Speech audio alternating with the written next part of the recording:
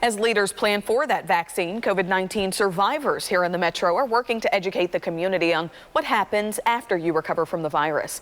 41 Action News anchor Gabriella Pagan shares their story. It was that quick.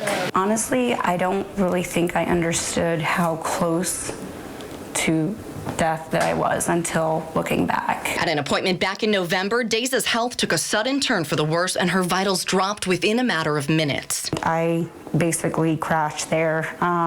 They wouldn't leave me alone. They called in a crash team and it moved very quickly from there. I don't really remember a whole lot. Her doctors now believe that it was COVID, but she got sick back in October and she was not the only one. Many others like Hanchetti and Amanda Finley have recovered from COVID-19, but not its long-lasting effects, ones they didn't speak of at first. It's almost like a leper. People don't want to believe you, it's fake.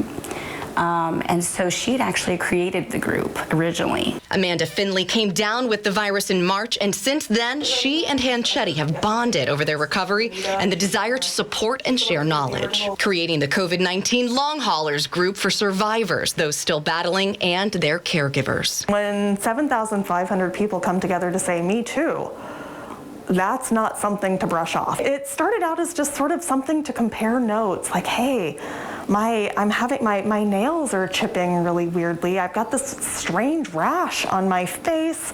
I've got rashes on my hands now. And someone would say, yeah, me too. And that's been the entire process. They say test availability and confusion about the virus is why some don't take it seriously enough. And so when you come up and you say, well, I had COVID. You know, I have heart failure from this. I have, cardiorenal syndrome that I go in and out of. I'm very well managed now, but it's a slap in the face. There are people out there that will say this doesn't exist. It's a nightmare, but it's manageable. Having both survived, it's now their mission to help others be seen and validated before anyone else has to endure what they have. The number one thing is not being taken seriously by their physicians. Some of them, even their families don't believe them. It matters because that leads to treatment. If we don't come together as a group to say, hey, this is what's going on, it's not just me. In Kansas City, Gabriella Pagan, 41 Action News. The COVID-19 long haulers have a growing list of 200 common symptoms they began feeling since recovering from the virus. You can find the link to their page at kshb.com.